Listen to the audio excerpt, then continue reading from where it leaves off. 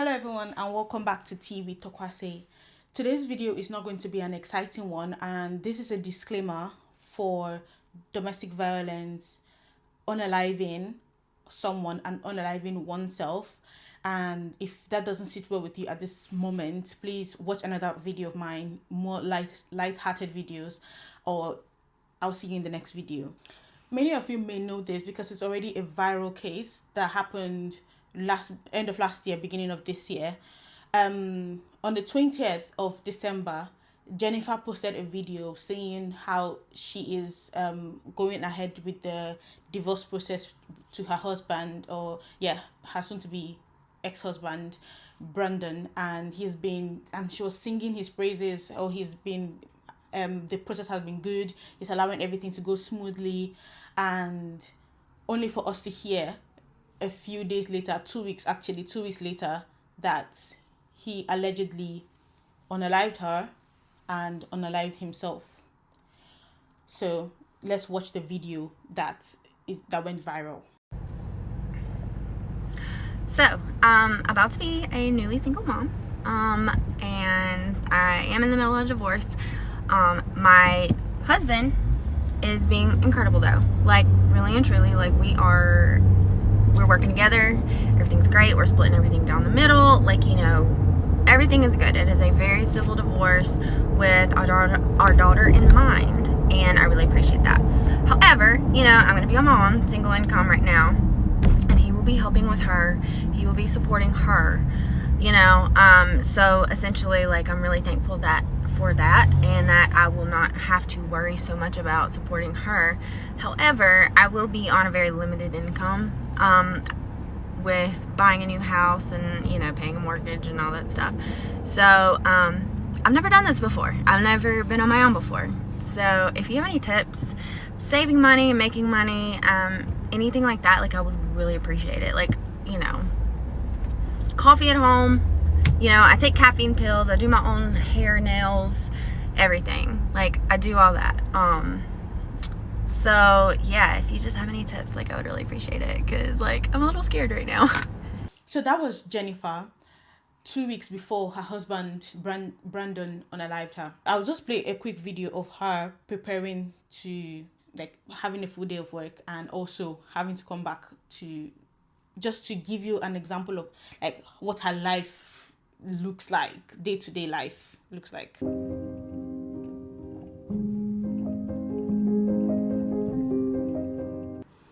And most times you hear people saying, it's not all men, not all men. How are we supposed to know? Because right now, think about it. If you name 5 men that are good and name 5 men that are bad, and how do you differentiate who is bad, and what factors do you use to decide? Because before this, I don't think there will be any, well, I feel there were signs, to be honest. Like, but I don't think she would have thought that the person she decided to get married to for the rest of her life can kill her. I don't think it's something that she would have thought about. But I think obviously there will be signs, like, of violence one way or the other. But I don't think she would have ever expected that this kind of thing can happen to her. If not, she won't be this cherry online. I will bring more videos of more people that are more eloquent than myself. But I just felt like I need to give my thoughts and express how down I am about this whole situation. I just feel as though they will not let this woman escape this man, even in death, and it's sickening. If you don't know who this is Jennifer Sheffield. Jennifer got on TikTok and made a video talking about how her and her husband were in the process of divorce, and she was essentially going on to talk about how amazing he was being during the whole thing, and how everything was going smooth, and they were remaining cordial, and they were just going to divorce amicably. And she really did, in that video, sing his praises, talking about how amazing he was being during the divorce. And then her soon-to-be ex-husband proceeded to take her life not too long after she made that TikTok video. So not only was she attempting to leave a marriage that, in my opinion, was very tumultuous and obviously dangerous if she ultimately lost her life at the hands of this man, not only did she attempt to remain cordial and even continue to speak highly of him in public settings, and not only did that do her no good, and she did ultimately end up losing her life, but then to add insult to injury, when you go to the Facebook pages of some of his family members, you see that they are apparently giving them joint funerals. joint funerals. And it's like, hey, I can't tell anybody how to grieve, right? But in what world do you think this woman would want to have the final celebration that she will ever have in her entire life, right, be celebrated alongside the man that caused her to not be able to have any more celebrations in life? Like, I couldn't imagine my child being unalived and then the person that unalived them unaliving themselves as well, and me being like, you know what?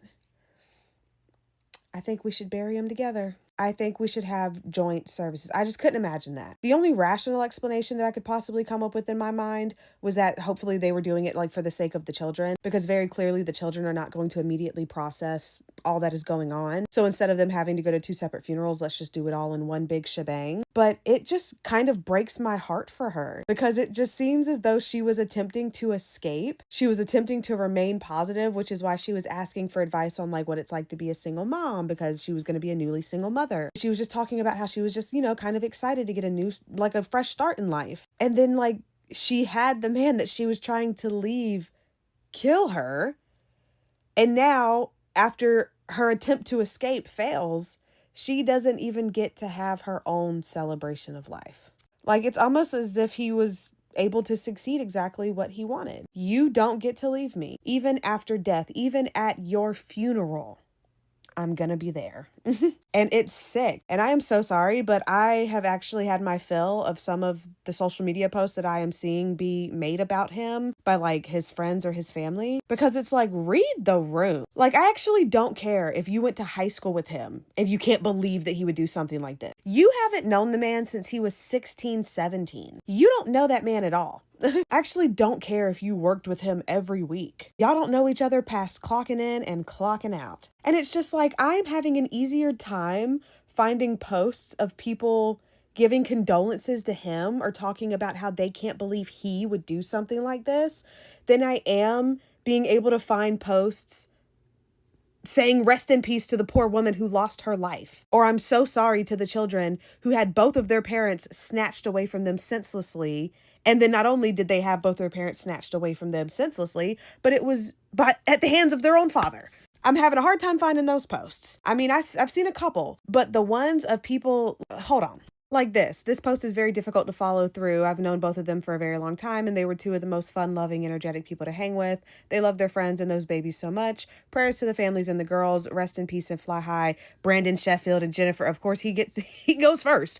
This one hits home a little too hard. Never assume you know the demons everyone is battling inside. He wasn't battling demons. He is the demon. And obviously, he didn't love those babies very much because he took away their father and their mother. People who love their children don't purposely choose to leave their children orphans due to their own petty feelings and emotions. Because at the end of the day, being upset over you and your wife divorcing is a petty emotion. Like, it is like a hard thing. It is heartbreaking to experience, but it is not worth people losing their lives over. People get divorced every single day. People move on, find new loves, get remarried. Thought process of, if I can't have you, no one else will. If you're going to leave me, I'll just take out the both of us, was very clearly more important than the supposed love he had for the children who are now left with nothing. Or like this comment, I understand the frustration. Allow me to share a story about Brandon Sheffield. He and my husband were in MMA and were each other's cornermen and trained together. My husband took a kick to the abdomen from Brandon while they were training. Long story short, it ended my husband's future or any chance at it, as his colon had ruptured and he had emergency surgery. Now, during all this, Brandon never left my side. He waited through the surgery, and when he took my husband's truck home, he found my birthday present in his truck and brought it to the hospital room. He wanted to make sure I got what my hubby bought me. He stayed in the room with me and we took turns tending to him. A few months later, Brandon wanted him to go to New Orleans with him, but his surgical wound had been left open to heal and he had a colostomy bag. I was afraid for him to go due to me having to pack his wound and change his dressings. Brandon asked me if I thought him, and he promised to care for him. Oh, of course you can't write a coherent thought out. Brandon asked me if I thought him and if he promised to care for him, could he go? He came over and I taught him, and off they went. He even called me with each dressing change and let me know all was okay. They were best buddies and Brandon was a gift. I know he loved Jennifer and nobody knows what happened. I was a little taken back by the shared ceremony. That was your common sense taking in. That was your instincts trying to take over, right? I was a little taken back by the shared ceremony of their funeral service, but I have been praying for them both, and God showed me a different understanding. These two, no matter what, would want those babies to see unity and love in the face of trauma and chaos. They live together, and no matter what how it happened, the families are uniting to get through this. I think in light of them dying tragically, it would be a loss not to keep them united. It's easier for me to understand than explain, but I think the families are celebrating the life they had together in the purest form of forgiveness. We all grieve differently, but those two were loved, and I think focusing on forgiveness and the celebration of their life is much healthier. I hope this helps. We all have demons and or skeletons in our closet no matter what. We are all God's children, and forgiveness is key. My husband and I immediately forgave Brandon, and we never regretted it. How easy it must be for you to forgive him when you're still living and breathing and able to be here for your children if you have any. That's real, it's real convenient. Like somebody punching you in the face and me looking at the person who punched you and me being like, oh, I forgive you, it's fine. What? The only person that could forgive him is the person whose life he took, and she unfortunately is not here to do that, so. And it's like, are we not stopping to think that maybe this family and this friend group's very clear inability to acknowledge, or just plain unwillingness to acknowledge the very clearly wrong things that are happening in front of them, their very clear inability or unwillingness to be honest about the very wrong things that are happening right in front of them, do you think that maybe could have possibly played a part in things being able to go as far as they did? Like, this is making it hard for, like, regardless of how nice you want, like, how much you want to talk about how amazing he was because he brought a birthday present to the hospital, right? This isn't doing anything but leading me to believe that maybe there were some red flags that showed, and y'all just prayed about it all the time. Gave it to God, gave it to God, gave it to God, until she got gave to God.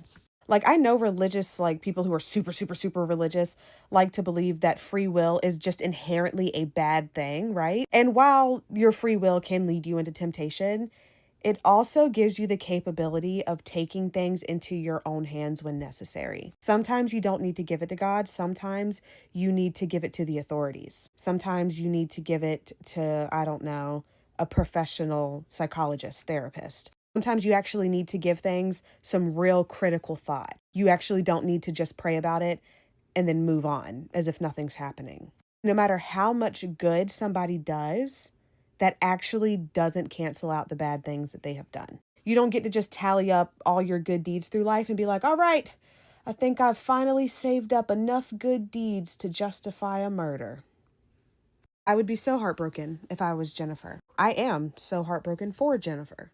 You know, maybe they are doing the joint funerals so the kids don't have to go to multiple funerals. I really do hope it's for the sake of the kids at least. But you still need to be honest with those children about what their father did. You don't need to justify it or sugarcoat it or try to polish it up with the gospel. You need to make sure that they know that that is wrong. Else I am highly concerned for the type of men those little girls will grow up and get with one day. But he wasn't a poor helpless soul that fell victim to his demons. He was a grown man that made a choice. I think the thing that made me even more upset about the situation is the men defending this man's actions and bringing all the reasons, like validating what he did. Left him as the cause of the problem, blamed the wife, blamed the marriage or divorce courts. That doesn't have anything to do with the situation on ground. Everything is good. It is a very civil divorce. You may have seen this video that went viral last month. Jennifer posted on December 10th sharing about her divorce, how well her husband was working with her through it, being civil and putting their daughter first. But a little over 2 weeks later, on December 28th, police responding to a call found Jennifer and her husband Brandon deceased, with it appearing that Brandon had shot Jennifer before shooting himself. Jennifer leaves behind 2 children, who will have to grow up navigating the trauma of losing their mother because a man couldn't control his anger and deal with his insecurities. And this is why we need to keep having the hard conversations.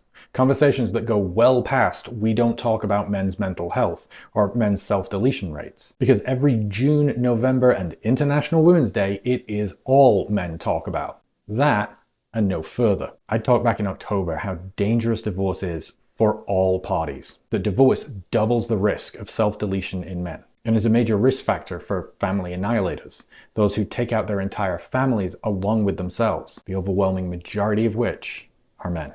That we know from extensive studies, the major risk factor and solution for this is to help men find healthy outlets for their psychological pain, instead of stuffing it down and refusing to confront it. That men often turn to substance use, risky behaviors, and violence as coping mechanisms, but these do not treat the underlying pain. They only mask it. We need to be more vocal and emphasize to men that psychological pain is a normal part of life, and that part of having essential life skills is being able to express, regulate, and process that pain without causing harm to yourself or others. That psychotherapy remains one of the most effective treatment factors, proven to bring around massive improvements in men's mental health, stability, and lower their risk of self-deletion, and push back against this incredibly damaging narrative that therapy doesn't work on men. But along with that is helping men to understand the importance of socialization, of building a strong social support network to be able to have deep, meaningful, authentic conversations about our vulnerabilities, our fears, and our struggles that goes well beyond just hanging out and playing Call of Duty together. It's why having community is so important, as men often put all of the load and burden on their romantic partners. And so when that relationship ends, they feel like they have no other outlet or remedy to express the psychological pain they are enduring. It's something I myself am familiar with. I went through this and for a brief period fell into ideation. I was incredibly fortunate because I had a good support network around me who immediately recognized the warning signs in me, prompting them to intervene, to check in with me daily and help motivate me, to find that single reason I could cling to persuade me to stick around for another day, to climb out of bed and keep moving forward. But we cannot focus only on empathizing with men and helping them to deal with their pain, because that is only half the issue. Men need to stop shying away from and refusing to have conversations addressing our poisonous love affair with violence and how unsafe we are to be around. As men, we need to deal with our obsession with acting on our anger and frustration, expressing our emotional dysregulation with violence, and then justifying why that's actually a good thing, that everyone around us is intimidated by the fact we could explode at any second. It does not create a safe home environment and only encourages everyone to walk on eggshells around you. And men totally understand this the moment we talk about their relationship with fathers who behave this way. The fear of how even the smallest disappointment would be met with unreasonable yelling and beatings. Heartbreaking tragedies like Jennifer's are all too common when women attempt to leave an abusive relationship or divorce from a seemingly amicable one. It is all because too many men believe that a woman rejecting them should be a death sentence. Some of the men praising or supporting Brendan for what he did, Jeff Younger, saying she was taking his kids. That's not correct. She wasn't taking his kids. They just even started the divorce proceedings, like the divorce case. So there's not even, I don't think they had even finished talking about childcare and all that. But even regardless of that, how is taking kids equating to somebody killing his wife? How do you, and with his face, he brought his face there. It's not like an anonymous Twitter comment. He said it with his full chest. Next one, Jay, saying, see how some women are about to be a newly single mother, like man, already trying to put herself in the market. What about her looks like somebody that's trying to put herself in the market? This is somebody that is juggling a lot of things. And that's the only thing you could take from that video and take from the fact that somebody unalived her. So what do you want her to do? She should be sad, depressed? Is that what a divorced woman should look like? And the last one I have here is Richard Cooper. She's taking the kids and him for everything he's worth. I guarantee that's why he did this. How do you guarantee that's how she did this? That's why he did this. How can you guarantee? You don't even know this woman from anywhere. How can you guarantee? And even if she is taking the kids, which she is not, if you watch the video completely, which I'm 100% sure he didn't, and even if he did, he was watching it with his own ideas in his head, not actually listening to what she said. Even if, does that equate? And you see, the same thing goes to the 70,000 men. You can never know For somebody to be bold, for this Richard guy, he owned his first name and last name, Richard Cooper, right there in the environment, saying this kind of thing. I will not be surprised if he's part of the 70,000 men. I will not be surprised if he's there, because it will be random men like this that will be there. For you to think that because a man, somebody, and everything is what? What do you mean she's taking for everything is what? She also works, because even from the video I just showed you, you can see that she did like a full shift, still wanting to become better and earn more. Because when you become a doctor, you obviously earn more than what she's earning now. So this is somebody that she's not like a bum sitting at home doing that. And even then, does not still make you think that the best way out of a divorce is to kill your wife. Like, there's no even logic to this. There's no reasoning to this. So I guarantee that's why he did this. What women do and say are often very different. So sad outcome though. Well, thank you for saying that it's a sad situation. You can see how dismissive the sad outcome though is. Anyway, I'll let you watch somebody that sounds more eloquent than me, because I'm just talking out of rage at this moment. Heartbreaking tragedies like Jennifer's are all too common when women attempt to leave an abusive relationship or divorce from a seemingly amicable one. It is all because too many men believe that a woman rejecting them should be a death sentence. I almost changed that line, thinking that it was too much, and yet men cannot help themselves but prove the very worst opinions about us are completely valid. Over on Twitter, men were falling over themselves to justify why this was deserved. She was low-key rubbing it in his face. She's looking all happy, probably because she's cheating on him. She was cheating and rubbing it in his face, and he cracked. She was probably starting to do videos for money. That's the vibe I get. It's disgusting. She seemed so proud, happy, and excited for it. It's insulting she praised him for how well he was handling it. It's insulting she even went to social media to post about it. I'm indifferent to her murder. Men sacrifice their happiness for their families, women sacrifice their families for their happiness. People should think twice before destroying someone else's life. For all we know, this guy was a legitimately sane and benevolent person up until he had everything stolen from him. I hope she had a good reason, but I doubt it. Men will insist that a woman could not possibly have a good reason for divorce, and in the same breath insist that a man had to have a good reason to commit murder. It shouldn't need to be pointed out that legitimately sane and benevolent people don't kill their spouse. Now, not everybody was blaming Jennifer. Some men chose to blame the real culprit for her murder. No, not the husband that pulled the trigger. Divorce laws. We need divorce law to be fairer so things like this don't happen. It's easy to say happy divorce when it's not your income they're splitting. No-fault divorce will make tragedies like this more common. People snap when backed into a corner. Men tend to get screwed in divorce, being handcuffed financially to their ex-wife for life. Not an excuse, but I could see how a guy could snap. Horrible tragedy, and yet another case in a long line backing up the need for divorce reform. No-fault divorce with the potential to financially obliterate one party at a judge's whim has destroyed many lives. No, it's the men who commit murder that are destroying lives. And if they weren't trying to invent excuses, these men were just openly showing support. She was going to steal his house and his kids. I don't blame him, she seems heartless. Nothing wrong with burning witches at the stake either. She only looked after her own self and didn't care about his sacrifice, hard work, and providing for his family. Being a coward would be letting the state rob him of his resources because some woman got bored of her vows. And if this doesn't leave you absolutely terrified of who straight men really are,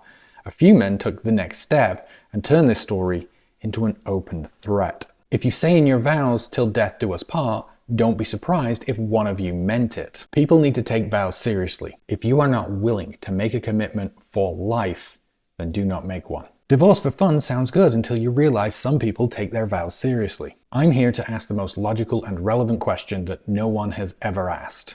What is your life worth?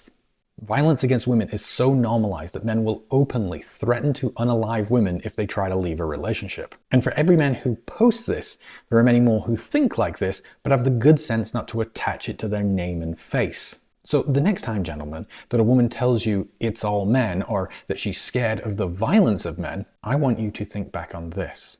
That an unknown percentage of men feel entirely justified in acting violence against women because she's too happy, she embarrassed him, she insulted him, all the way up to ending her life if she tries to leave. And that she can never know, there is no way for her to find out if the man she is dating is one of those type of men. She'll only find out the day that he shows her. And finally, I will play a video from Jennifer herself to end this. I think it is the best way to end this video. If you're seeing this right now, I hope you have a beautiful day. And I had this feeling this morning for some reason to tell you that it's gonna be okay. And that if you woke up this morning, which clearly you did, that you still have a purpose. You still have things to do. No matter what situation you're going through and no matter how hard it is, you've got to keep pushing. You still have a heartbeat. And that means that you've got to keep going. You have a purpose. And I hope you realize that today. You have so many things to be thankful for, whether it's just the fact that you have breath in your lungs, or that you have a heartbeat, or that it's a beautiful day outside, or that the grass is green. You still have so many things to be thankful for, and don't ever take that for granted.